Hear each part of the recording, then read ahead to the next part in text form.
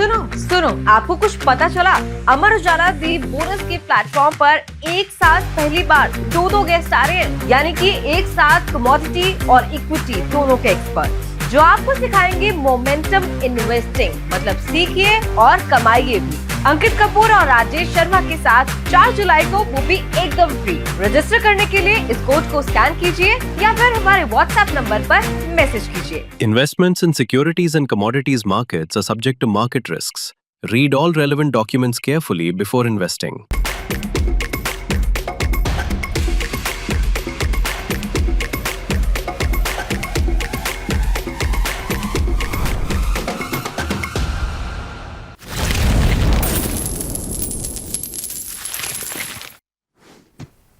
कमाते रहो कि इस सेगमेंट पे हम बेसिकली बात करते हैं कौन से सेक्टर ऐसे हैं जो बहुत बुलिश नजर आ रहे हैं, कौन से 2 टॉप पिक रहने वाले हैं आज के लिए। तो बातचीत करेंगे, हमारे साथ जुड़ रहे कमोडिटी समाचार से राजेश शर्मा जी। सर नमस्कार, स्वागत है आपका द बोनस में। बहुत बहुत धन्यवाद। नमस्कार आपको ब्रज जी, कैसे हैं आप? सर मैं ठीक हूँ, आप बताइए कैसे हैं? सर पुणे में रह रहे हैं आजकल? हाँ जी, क्या बोले? पुणे में रह रहे हैं आजकल? अरे नहीं सर, पुणे नहीं सर, वो गया था एक मीटिंग के लिए गया था, अब तो दिल्ली में ही हूँ सर। अच्छा सर, ये बताइए कि आज कौन से सेक्टर्स फोकस में रहेंगे, क्योंकि दर्शक काफी इंतजार कर रहे थे आपका व्यू जानने के लिए। कौन से 2 सेक्टर सर आपके फोकस में हैं और कहां पर मौका दिखाई दे रहा है? देखिए, अगर सेक्टर की बात करूँ तो सबसे बुलिश मैं अभी भी फार्मा पर ही हूँ। फार्मा सेक्टर में अभी भी आपको अच्छे स्टॉक्स मिल जाएंगे, लाइफ टाइम की ब्रेकआउट्स वहाँ मिल जाएंगे। दूसरा आप सेक्टर आप देख सकते हैं थोड़ा केमिकल और मेटल सेक्टर के अंदर हमें कुछ सिग्नल मिल रहे हैं कि यहाँ से एक रैली बन सकती है आने वाले कुछ दिनों में। तो अगर कोई भी डाउन साइड आपको मेटल में मिले तो ग्रेजुअली बाइंग स्टार्ट कीजिए। 1 हफ्ते 10 दिन के बाद हम देखेंगे मेटल में भी अच्छा खासा रुझान आता हुआ दिखेगा। तो 3 sector, pharma, chemical and metals, इन 3 पे आप फोकस करके चलेंगे तो अच्छा रिटर्न आपका बनने की पूरी उम्मीद है। ठीक है, ये सर का व्यू है। मेटल को लेकर सर काफी ज्यादा पॉजिटिव है कि सर कोई स्टॉक भी सजेस्ट कर सकते हैं क्या मेटल में? तो मेटल में आप कोई भी ले सकते हैं, आप जैसे नेशनल एल्यूमिनियम ले सकते हैं, आप सेल ऐड कर सकते हैं किसी भी डिक्लाइन पे, हिंडाल्को ले सकते हैं। तो आप एक छोटा सा पोर्टफोलियो बना लीजिए, जस्ट लाइक अ बास्केट, आप जिसमें फेरस भी रख लें, नॉन फेरस रख लें, एक स्टॉक पर अच्छा रिटर्न आपको मिलेगा आने वाले समय में। सिग्नल मिल रहे हैं कि यहाँ से मेटल तैयार हो रहा है। जी सर, हिंदुस्तान कॉपर हो गया, वेदांता हो गया, हिंदुस्तान जिंक हो गया, इसमें भी मौका है क्या? इसमें मौका है, लेकिन मुझे बहुत ज्यादा अपसाइड यहाँ दिखती नहीं है, क्योंकि ये एक्चुअली डायरेक्ट रिलेटेड होते हैं चांदी के साथ। अब चांदी के अंदर हम देख रहे हैं कि ऊपर से दबाव है, तो अगर चांदी में रैली बनती है तो हमें यहाँ भी डेफिनेटली प्रॉफिट तो दिखेगा, लेकिन हम उसको लेकर के छोड़ दें बड़े प्रॉफिट के लिए, वो अभी नहीं। उससे बेटर है कि आप एल्यूमिनियम या कॉपर में चले जाइए।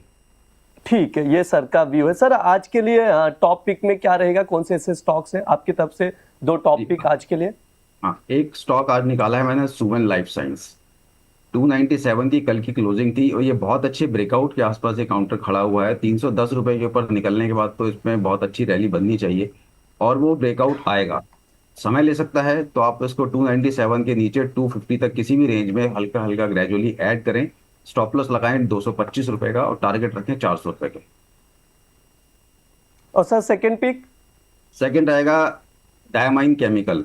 ये 269 के आसपास चल रहा है, कल का जो हाई था वही है। आप 270 के ऊपर एक बार इसको निकल जाने दीजिए, उसके बाद आप इस पे अपनी पोजीशन बनाएं। ऊपर में मुझे लग रहा है 310 से 350 तक के लेवल भी इसमें देखने को मिल सकते हैं। स्टॉप लॉस आपका रहेगा 220 रुपए का आप लगा सकते हैं इसमें 220। ठीक है, ये सर की तरफ से 2 टॉपिक रिकमेंड किए जा रहे हैं। एक बार मैं वापस से रिपीट कर दे रहा हूँ, आप लोग नोट डाउन करके चल सकते हैं। Diamines and Chemicals Limited 270, Suven Life Sciences पर पहले बातचीत कर लेते हैं। 297 से 250 के भाव पर खरीदारी की सलाह दी जा रही है। 400 तक के टारगेट के लिए और स्टॉप लॉस लगाना है 225 का।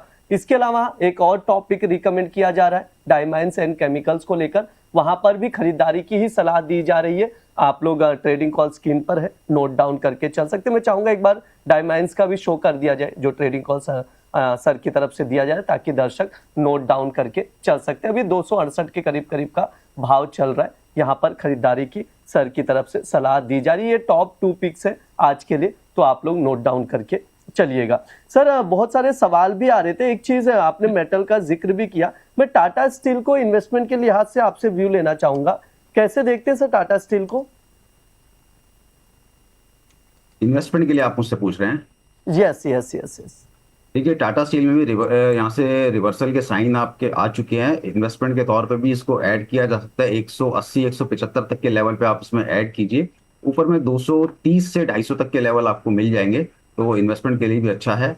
पर डिक्लाइन पे लेंगे तो बेटर है 180 टू 175। पर आज की जो मूवमेंट दिखा रही है वो शायद वो कंफर्म कर रही है कि मेटल में मूव स्टार्ट हो गया, जो मैं एक्सपेक्ट कर रहा था।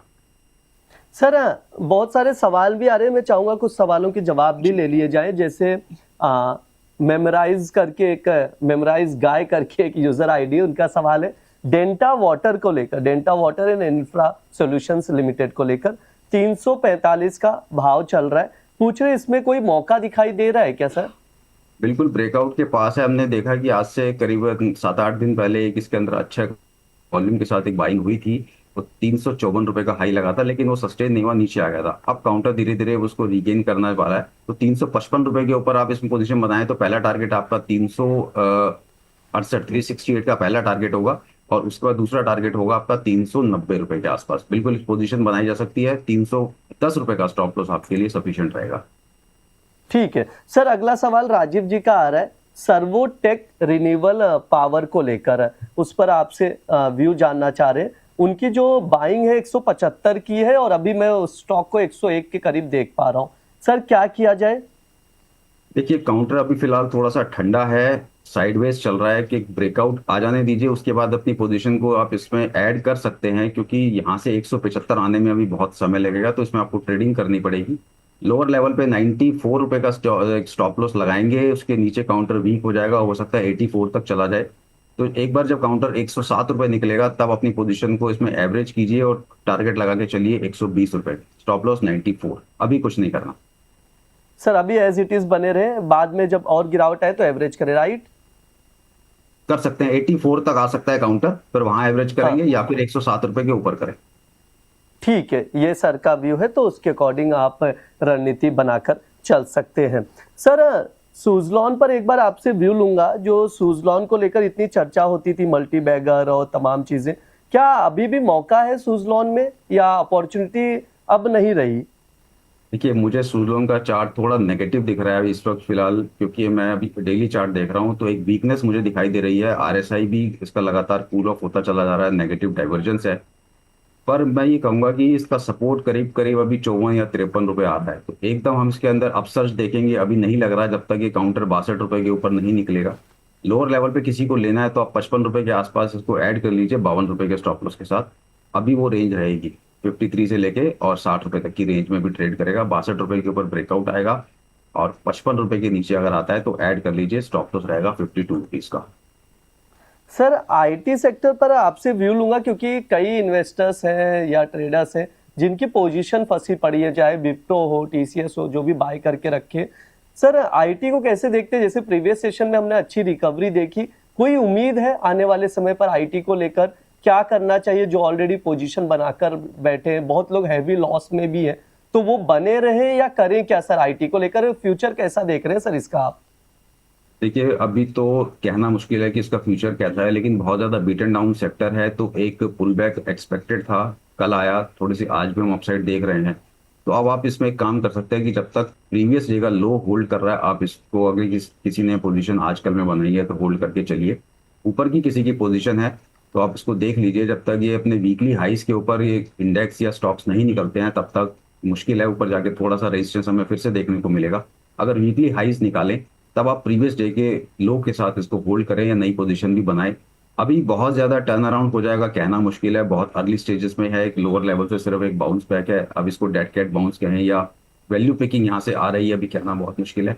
कुछ दिन इंतजार करना पड़ेगा, उसके बाद ही हम इस पे अपना लॉन्ग टर्म का व्यू ले पाएंगे। पर हाँ, जैसे मैंने आज से कुछ दिन पहले इस सेक्टर में बोला था कि 8-10% की अपसाइड मिल जाएगी, मैं उस पर अभी भी कायम हूँ। पर उसके बाद क्या, वो सवालिया निशान है, वो बाद में देखा जाएगा। पर एक बाउंस तो है। सर आज के लिए एक शानदार मार्केट गैप अप ओपनिंग दिया है। 146 अंकों की बढ़त देखने को मिल रही है। 24,322 पर इस वक्त मार्केट नजर आ रहा है। सर कोई लेवल्स इंपॉर्टेंट नजर आ रहे हैं? अभी कोई अपॉर्चुनिटी क्रिएट हो रही है क्या निफ्टी में? देखिए 24,400 का एक ऐसा लेवल है जो थोड़ा सा वहां मार्केट, मैंने पहले भी, मैं करीब पिछले 4-5 दिन से ये बोलता आ रहा हूँ कि निफ्टी पे जो टारगेट 25,000 के हैं वो ओपन हो गए हैं। पर मैं चाहूंगा कि पहले 23,600 हिट हो जाए, उसके बाद 25,000 आए तो ज़्यादा बढ़िया है, क्योंकि वहाँ एक हमारा सेटअप कंप्लीट हो जाता है, गैप फिल हो जाता है। अगर वो बिना गैप फिल हुए मार्केट 25,000 चला जाएगा तो फिर ऊपर से हमें सेलिंग देखने को मिल सकती है। अभी 24,400 एक इंपॉर्टेंट लेवल है, जिसको अभी शायद क्रॉस करने में बाजार को दिक्कत आए। तो हायर लेवल पे निफ्टी को छोड़ दीजिए, स्टॉक में आप ध्यान रखिए। निफ्टी पे लॉन्ग पोजीशन इन लेवल पे बनाएंगे तो आप फंस सकते हो। डिक्लाइन मिले 23,600 मिल जाए फिर तो बहुत बढ़िया गोल्डन अपॉर्चुनिटी है, वहां तो आप एग्रेसिव होकर लॉन्ग जा सकते हैं 25,000 के लिए। अदरवाइज जब तक वो गैप फिल नहीं होता है, स्टॉक स्पेसिफिक रहिए और निफ्टी को हायर लेवल पे शॉर्ट करने की सोचें, वो ज्यादा बेटर आपको इंट्राडे में रिटर्न देते। ठीक है, हायर लेवल पर शॉर्ट करके चलेंगे निफ्टी तो ज्यादा बेटर रहेगा। सर एक आखिरी सवाल लेंगे, समय भी हो चुका है। हाँ, अगले शो का 9:30 बजे मंडी मास्टर रहता है कमोडिटी का। सर मंजू चौधरी जी का सवाल है भारत गियर को लेकर, वो पूछ रहे हैं टारगेट क्या लेकर चले, मतलब मौजूदा भाव है उस पर खरीदारी करनी चाहिए या नहीं। 135 का भाव चल रहा है सर, क्या व्यू है सर भारत गियर्स को लेकर? देखिए चार्ट ठीक है, ऑटो एंसिलरी सेक्टर है, ये सेक्टर भी फ्लेवर में है। आप 120 रुपए के स्टॉप लॉस के साथ होल्ड करेंगे। टारगेट मैं इसका मानूंगा 145 रुपए से 153 रुपए के बीच में है, लेकिन वो मूव 140 रुपए के बाद आएगा। आप 125 ठीक के है नीचे का स्टॉप लॉस लगा लीजिए। जी बिल्कुल, ये सर का व्यू है तो उसके अकॉर्डिंग आप देखकर चल सकते हैं मंजू जी। सर समय भी हो चुका है, शो वाइंड अप करेंगे, प्लीज डिस्क्लेमर दे दीजिए। जिन भी स्टॉक्स पे बात की, मेरी कोई पर्सनल होल्डिंग नहीं है, क्लाइंट्स की पोजीशन हो सकती है, क्योंकि हम क्लाइंट्स को इसी लाइन पर रिकमेंड करते रहते हैं। कोई भी ट्रेड लेने से पहले अपने वित्तीय सलाहकार की राय जरूर ले लें, बिना स्टॉप लॉस लगाए ट्रेड ना करें और एमटीएफ पे ट्रेड बिल्कुल ना करें। जो आपका पैसा है उसी को यूज करें, ब्रोकर का पैसा इस्तेमाल ना करें। Thank you. जी सर बिल्कुल, अब मंडे आपसे मुलाकात होगी, बातचीत होगी। आज के लिए बहुत बहुत शुक्रिया सर। बाखबर होशियार, मैं लेकर आई हूँ आपके लिए बहुत ही शानदार समाचार। 4 जुलाई को लगने वाला है एक बहुत ही स्पेशल दरबार। तो 2 एक्सपर्ट सिखाएंगे आपको शेयर और कमोडिटी बाजार का पूरा सार। मोमेंटम इन्वेस्टिंग कैसे करती है कमाल, कैसे पहचाने इसकी सही चाल। तो देर किस बात की, अभी हमारा इन्विटेशन स्वीकार कीजिए। व्हाट्सएप नंबर पर अपना रजिस्ट्रेशन कराइए या फिर सामने दिख रहे QR कोड को स्कैन कीजिए और तुरंत रजिस्टर हो जाइए। Investments in securities and commodities markets are subject to market risks. Read all relevant documents carefully before investing.